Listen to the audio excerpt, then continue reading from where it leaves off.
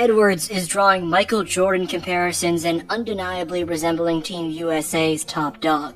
Austin Reaves is translating his conference finals performance against Denver, where he averaged 21-5, over to the national game as he dropped a loud 16 points in this one.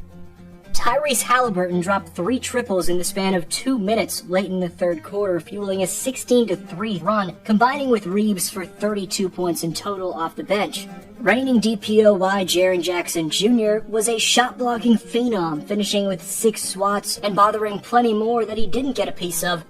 Triple J was fiercely locked in, an absolute man on a mission in terms of protecting the rim. The Americans trailed by 9 with under 7 minutes left, and by as many as 16 at one point, but forced the Germans into 8 consecutive misses and went on an 18-0 fourth quarter run. Despite newest Toronto Raptor Dennis Schroeder going off to combine with the Wagner brothers and Mo and Moritz for 47 points, all 5 starters for Germany scoring in double figures, and holding a seemingly insurmountable advantage, the fact that USA was able to mount such a comeback displays their collective ability to overcome adversity. Showing out in Dubai in what was the final game of the USA Showcase, entering the World Cup after going undefeated in the exhibitions, the Americans have found their identity as the bench vibes make this team resemble one that's been together for way longer than merely 17 days. The storyline in my last USA video was this team not having a true superstar. I may be in the process of being proved wrong about that, however. Steve Kerr spoke on the 34-point domination from Anthony Edwards against the Germans, saying, quote, "He's unquestionably that guy. He knows it, now the rest of the team knows it," end quote. Ant not only scored a game-high by far 34, but he was a game-high in plus-minus by far at plus 37. Edwards went down holding his ankle early in the fourth, but given how he and the squad closed it out, thankfully it doesn't seem like a serious injury. In the fourth quarter alone, Minnesota's young phenom out of Georgia dropped 14 points, which equaled the Germans' total as a team in that frame. Anthony's clutch buckets featured a triple to tie the game with just over 5 minutes left, and a trip to the line plus a mid-ranger a few minutes later to put the game out of reach. How will he perform under pressure when these games actually matter in the group stage and beyond is the question for Anthony.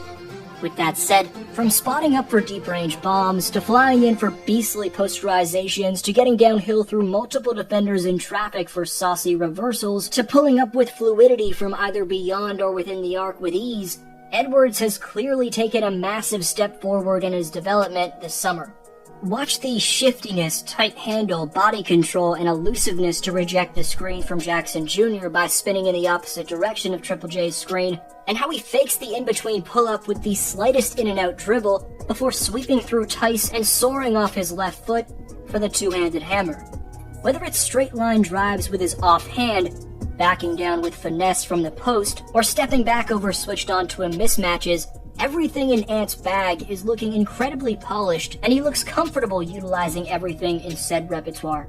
You can see why the comparisons to MJ have become a thing when he takes Schroeder into the post. Dennis does a perfect job of contesting, yet Ant has the poise and hang time to double clutch and knock it down.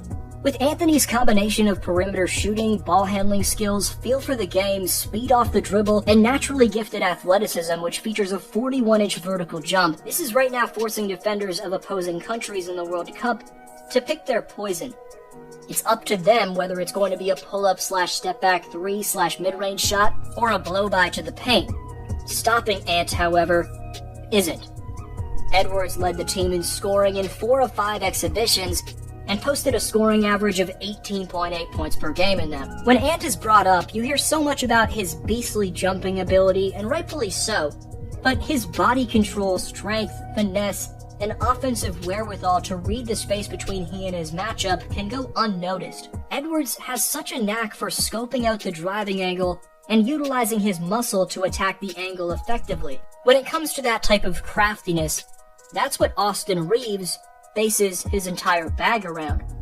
Reaves has one of the toughest to gauge momentum crossovers in basketball, and may not have the athleticism like Edwards, but he's got just as, if not a quicker first step. There's been skepticism about whether or not Reaves has the ability to adequately fill out the Lakers' starting point guard position next season, but those questions may have been answered by the fact that he's established himself as one of the most important players on a team filled with elite guards from 2022-23. For example, in terms of minutes played, Austin has moved ahead of New York Knicks' 24-point-per-game scorer Jalen Brunson in USA's rotation.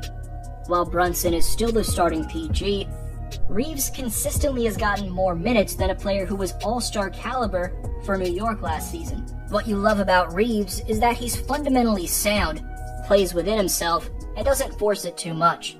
He's a great vocal and body language leader with little to no ego, and basketball-wise, the man is a foul-drawing mastermind who thrives off embracing, sometimes selling contact any chance he gets. Something that's proved to be true for my last Team USA video is the fact that Reeves thrives off playing next to Tyrese Halliburton in the backcourt. Hallie earned his own upload during the 2022-23 season, where I noted that his deep-range shooting off the dribble and length give him as much potential as any other backcourt player in the game. Against Germany, Tyrese was a team's second-best plus 17, and scored 11 points in under 3 minutes, which was the most important stretch of the Americans' blistering comeback effort. Halliburton's strides to get downhill take up an intimidating/unstoppable amount of ground for opponents, and he's also an impulsive creator out on the perimeter who knows exactly when to step back for deep-range bombs with elite footwork. Tyrese has one of the best moving jab steps in the game. He's an extremely talented passer with range plus subtlety, and his repertoire is topped off by the fact that he's an elite defender.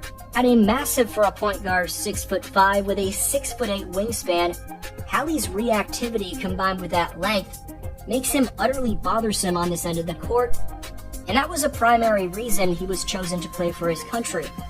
Team USA is in Group C for the World Cup next to Greece, Jordan, and New Zealand. They begin play on August 26th in the Philippines, which is the site of all 3 of their group stage games.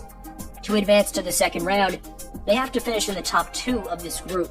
I'm not sure whether or not this next point is concerning or encouraging or not, but the Americans have yet to get in a rhythm where they're consistently, or really ever for that matter, executing advanced playsets.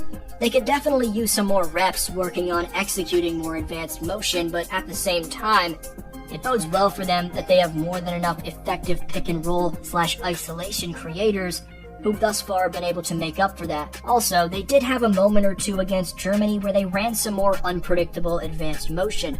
This double chase Spain action, where Portis sets the pin down for Reeves, then fakes the off-ball for Halliburton before setting the on-ball for Reeves, was a staple in the Warriors' playbook to get Thompson open looks last season. Edwards acts as the one in this fade read action, swinging it to Brunson, who comes off the Jackson flare. Brunson angles off his man, boomerangs it back to Edwards. Jackson sets a second screen, this time an on-ball, allowing Anthony to get downhill. So there's potential for this Warrior-coached offense to fully kick in. Practice over this next week should help. We just haven't seen a ton of it quite yet. Alas, until next time, this was your boy D-Flow, and I'll see you next video.